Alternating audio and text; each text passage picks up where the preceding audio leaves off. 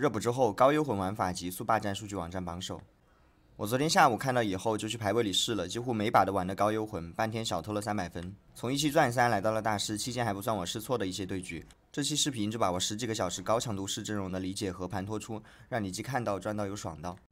先来解释一下幽魂为什么强。在我羁绊理解的那一期里，提过一个鉴别羁绊强弱的方法，那就是把羁绊开高以后，给的数值要是非线性的提升，那么它才能算作强的羁绊。比如2斗士是20%最大生命值，4斗是40%，这种线性的提升只能算合格或者平庸。当时我们认为幽魂给的数值是线性的，所以把它评为了比较差的羁绊。但仔细研究后发现其实不是，幽魂单位在造成或承受6次伤害时，会召唤出2个亡灵来将附近的敌人缠住。开2幽魂就相当于有2个幽魂单位召唤4个亡灵，如果他们集中在一个敌人身上，将使其受到的伤害增加4乘5%等于20%。如果这个羁绊是线性的提升，那么理论上4幽魂的所有亡魂共提供40%增伤，6幽魂60%，8幽魂80%。而实际上，如果所有的亡灵都能被顺利召唤，那么4幽魂是4个幽魂单位释放8个亡灵，共造成8乘12%等于96%的增伤。6幽魂是240%的增伤，8幽魂是560%的增伤。不光是数值上的夸张增幅，叠起来的亡灵也能加强集火，使敌方快速减员的效果。简单说一下集火的意义，这里是塞纳和女警，假设他们的秒伤都是10点，敌方3个目标的生命值是100点，不论以何种方式攻击，击杀3个敌人所需要的时间都是15秒。如果是采用完全分散的攻击方式，那么3个假人都会存活15秒。如果采用集火逐个击破的攻击方式，依次输出假人 A、B、C， 那么 A 假人的存活时间是5秒， B 假人的存活时间是10秒， C 假人的存活时间是15秒。敌人存活时间越少，那么他们发挥的作用就越小，而更快减员能加速下一次集火。牵一发而动全身。来看一段素材，看看这个伤害是否在你的意料之外。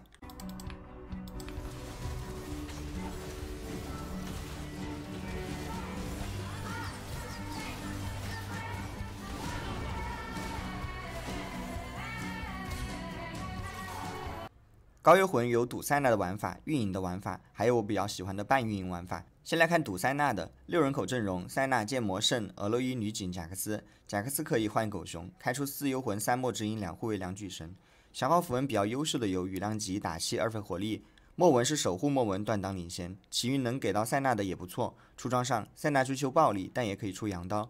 受限于装备数量和对减抗重伤的需求，红 buff 破亚弓是优秀的选择。幽魂能额外增加多少伤害，取决于你能打多少输出，所以杀人剑的面板与幽魂的增伤配合得很好。坦克位大数据推的是板甲离子和免位，离子免位是好装备，另一方面能消化大棒，所以可以理解。散剑的抢装顺序是攻速大于大剑大于魔抗。想要下好棋，不仅需要看发牌员的心情，还需要注意力的高度集中。恰好我这儿有一个白丝婢女，通过她的加持之后，会让人神清气爽，进入到贤者模式。我永远相信各位在贤者模式下的定力和专注力有多强。还有更重要的是，白丝婢女实在是太快乐了，给人一种 PVP 实战版的体验。如果说下棋是世界上第2快乐的事情，那它就是当之无愧的第1名。欢迎大家来评论区讨论哦。第2种是高费运营玩法的构筑，6个幽魂固定不动，其余位置看8人口来什么牌。乌迪尔加塞纳的组合胜率最高，此外可以搭虚焰射手卡莎、莲花法师的辛德拉，当然体系内的凯隐是能 C 的。莫甘娜稍微差一点，选哪边还是看装备和搜牌。3种玩法有自己不同的节奏。堵塞纳的玩法，2阶段留塞纳、凯特琳、贾克斯或狗熊，注意经济积累可以连败。3阶段3个2左右搜2费的全2星，然后攒钱到50曼地，追塞纳、圣、剑魔，谁3谁带肉装。4阶段4个2左右出 C 位坦克位的3星，而后上8开6幽魂。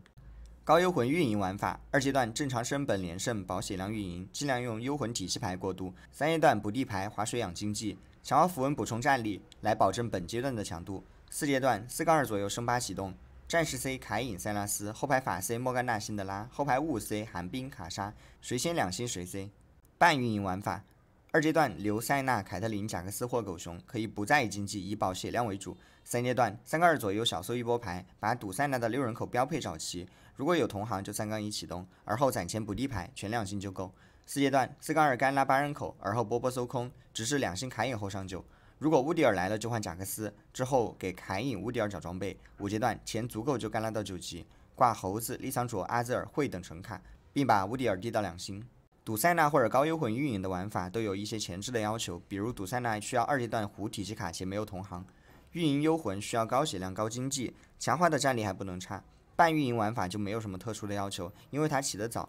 3阶段的胜负关系是可以靠地牌来控制的，我多数的对局都是采用的这种玩法，玩出来的效果不会比赌3星的差。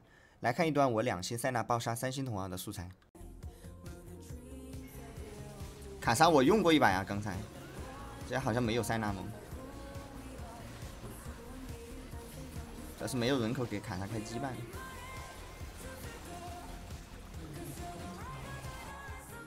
强化符文方面，检索6幽魂，发现那些正收益海克斯大致分为3类。第一类是提供攻速的，比如最佳好友小儿之命；第二类是提供坦度的，比如联合抵抗基奥木之名。攻速和坦度能让幽魂的亡灵被快速触发。第三类是提供装备的，幽魂里有很多 C 位可以养，所以拿装备也不错。注意转职类以及专属海克斯的鬼巫是陷阱，不要拿。关于转职类为什么表现这么差，我的看法是，转职不会对待转职的单位有太多的提升。如果给挂件，那亡灵也不会被成功触发，而且6幽魂开出来的条件并不苛刻，所以拿转职换战力的性价比不高。至于专属的鬼巫，这可能是因为幽魂本身的数值足够爆，我们只需要帮助启动，不需要额外的数值。装备方面，我们会发现高幽魂相关的阵容对于功能装的需求非常高。青羽、薄木他们提供破甲的同时，也兼任了输出坦克装的位置。离子电刀的破魔能让幽魂的增伤打满，幽魂附加的增伤是魔法伤害。日炎能触发幽魂，红 buff 与破甲弓同理，是功能兼输出。鬼书的表现一般，因为前期没人带，当然也可以出，后面丢给莫甘娜就行。针对高幽魂体系的运营 flex 玩法，我制作了一张装备表，大家可以当做参考。S 级的多是功能和坦装，有就合，也不会限制阵容方向。A 级是优秀装备，但可能会限缩你的 C 位选择。B 级的数据表现一般，但是可以做。C 级尽量避免合成。幽魂阵容的站位比较讲究，我方的幽魂单位和输出位要站一起扎堆，先集火敌方薄弱的一侧，这样叠起来的亡灵在转火到敌方主坦时才能一击必杀。如果上来就对到了主坦，那大概率是过不去的，还让对面杂鱼多了输出时间。这是高幽魂的意图流，有需要高星图的可以在公众号手人猫咪上查看。感谢观看，我们下期再见。